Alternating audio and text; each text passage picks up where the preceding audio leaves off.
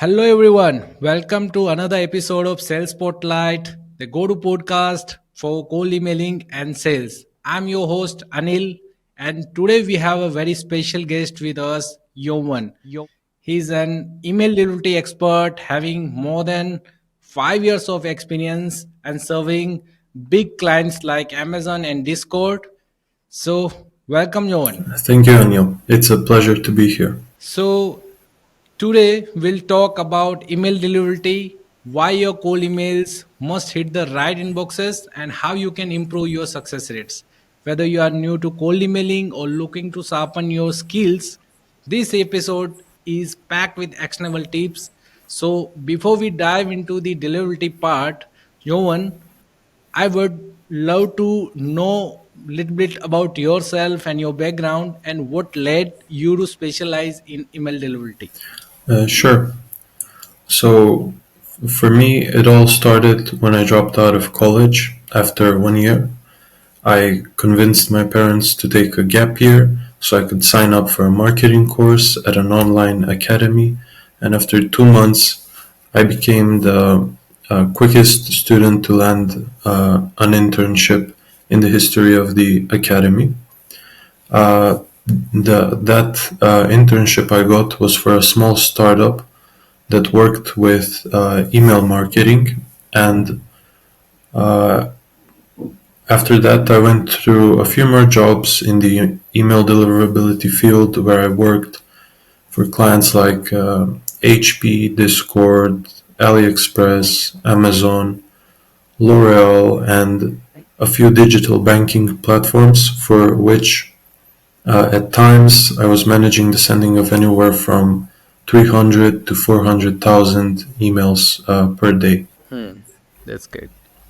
And Joan, for our listeners who might be new to the concept, right? Could you please explain what email delivery is and why it is crucial for businesses? Of course, uh, email deliverability refers to the ability of an email message to successfully reach the inbox instead of going to spam, promotions tab, or even bouncing back. This is often a challenge because it always requires abiding with strict compliance by email providers like Gmail, Yahoo, and Outlook. It's an important aspect for businesses because effective communication with email is often the cornerstone of a company's marketing, sales, or just basic customer engagement strategies. Yeah, yeah. And I think these days, if you go to the LinkedIn or anywhere, right, you always keep hearing about email delivery and a lot of other stuffs, right? Specifically in cold emailing domain, Yes, right? definitely in Okay. opinions. And John, there has been a lot of talk about the recent Google spam update for emails, right? Can you explain what this update entails and its implication for cold emailers? Yeah, so what the update entails is, simply put, that people who were sending tons of emails without proper technical setup in the backend will no longer be able to do so. What Google is trying to do with this update is eliminate spam senders who were sending emails in bulk without following compliance guidelines. The only thing us compliant senders have to worry about is having a solid technical foundation in the backend before going through with our sending. Okay, so I think whoever is doing cold emailing these days, I think they should fear of these updates or not. Uh, Honestly, I think it's being made a bigger deal than it is.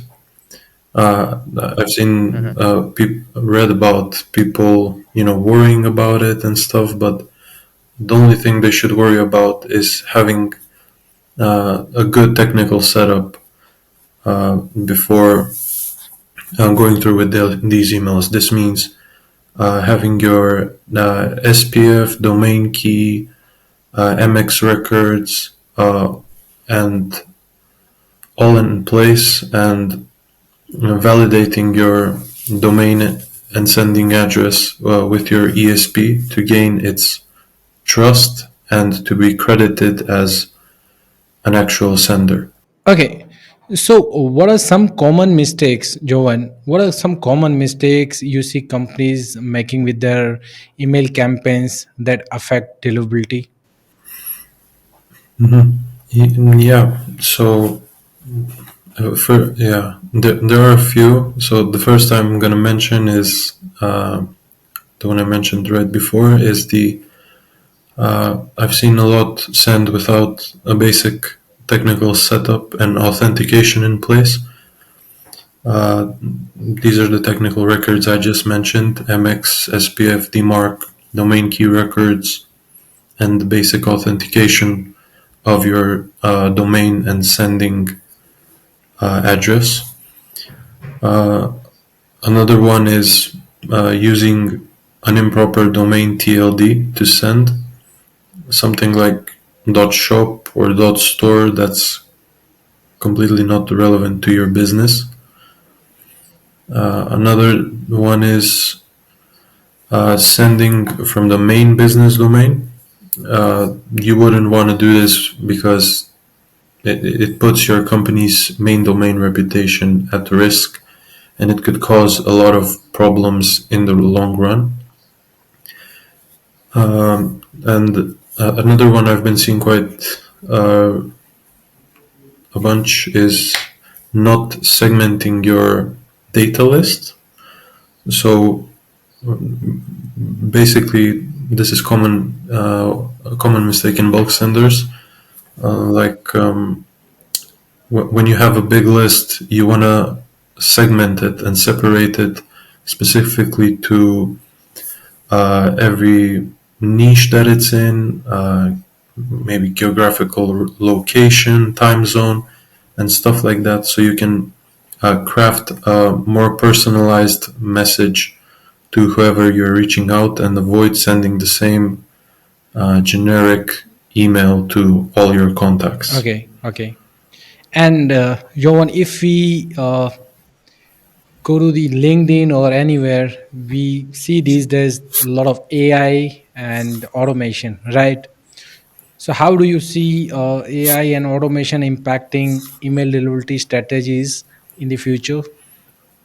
So with AI, I see, uh, and this is already in place, of course, I see a lot of potential to eliminate time consuming manual tasks so that email marketers can spend more time on building a personalized and tailored message that is specific to their target audience's pain points, as well as their needs and interests.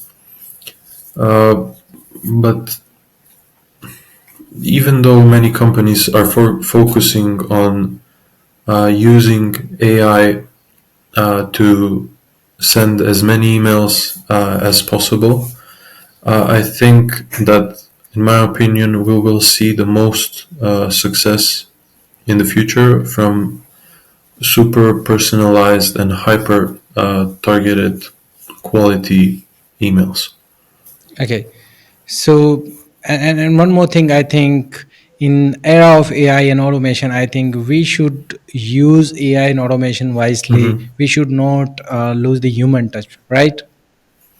Yeah, I like. I know that sending a lot more emails has solved some problems for companies, but I think AI will help us leverage our small lead lists more. So each contact we will reach out to, we will have uh, more chances of engagement with a super personalized and targeted approach, and we will have less of a need to just bump up the volume to reach out to more people because we will get more back from smaller lists. True, true, true. So, Jovan, as you have been so long in this domain, right? So, can you share some best practices to our listeners so they can implement to improve their email delivery rates? Yeah, sure. So the first, the ones we already mentioned, uh, not, don't send from, if you just don't send from your company's main domain, uh, it and use like multiple subdomains to have a variety when sending. This is the go-to option definitely. And the other thing we mentioned already is the technical setup. Another thing from these can be to actually research your recipients so that you can implement relevant and unique personalization to your email that is specific to each recipient you reach out to. Another one is that I don't see that you can immediately implement if you're not is using spin tags. This can help you add more variation uh, to your emails, and it's much harder to go to spam or degrade your reputation because your message will uh, always be changing. So, Jovan, is there any recommendation from your side, any tools or technologies to improve or increase the email delivery? Yeah, so when using tools, I think it's all about using tools that have a variety of features available to make sure your deliverability management and process is easier. Some of my favorite tools are Instantly, Sales Handy, MX Toolbox, and Glockapps. These all provide an awesome kit of tools that can help from the beginning when you're setting up your campaign and just starting to launch your emails, uh, and can also help you in the long run when you're already have your infrastructure and are can support your deliverability in the long run. Got it. So, Jovan, we'll have a rapid fire round. So, there will be 5 questions back to back. So, are you ready for that? Yeah, of course. Okay. So, what was the biggest mistake you have made in your first cold email campaign? The biggest mistake I made was use a lot of images and links. Okay. So, when you started your career, right, that time you use those images in emails, right? It's funny, I think, these days. Yeah, yeah, it is because you would think you would want to add images and links to sort of give a better experience Okay. to the reader and to like Got it. direct them with links, but they obviously hurt deliverability a lot. And Okay. Second one is describe effective email in one word. an effective email in one word, I would use the word relevant because we are when we're reaching out to prospects with cold emails, we're a stranger in our recipient's inbox, and crafting a message that's relevant to their pain points and what solutions they need for them is very crucial. Okay. And what's the quickest change someone can make to improve their email open rates?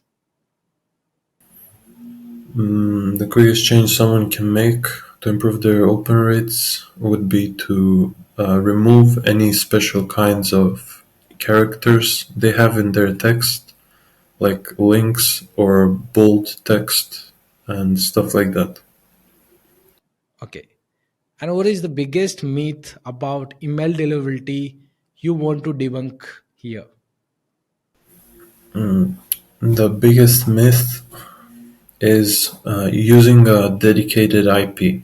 The problem with this, why I think it's not the best option, is because uh, people usually think that if they buy a dedicated IP, this IP would only send for them and it would be smooth sailing from there. But in reality, you are relying on a single IP to put your sending through, and this can be tough because you have to rely on the reputation of that single IP.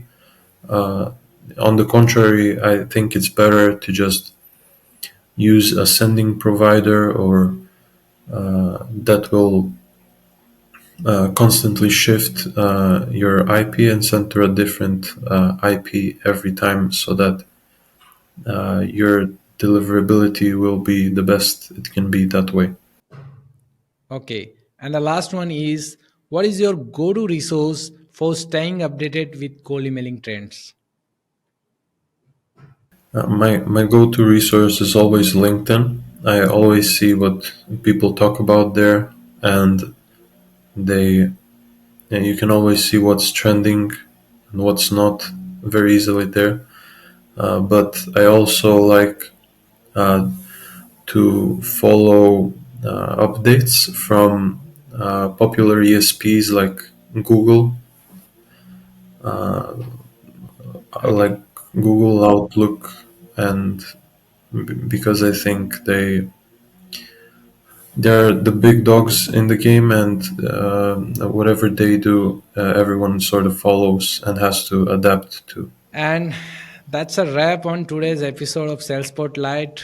A huge thanks to Jovan for his insights and to you all our listeners for tuning in. If you found today's discussion helpful, please subscribe and leave us review wherever you get your podcast. Join us next time for more practical advice on boosting your sales through effective cold emailing. Until then, keep sending cold emails to book more meetings.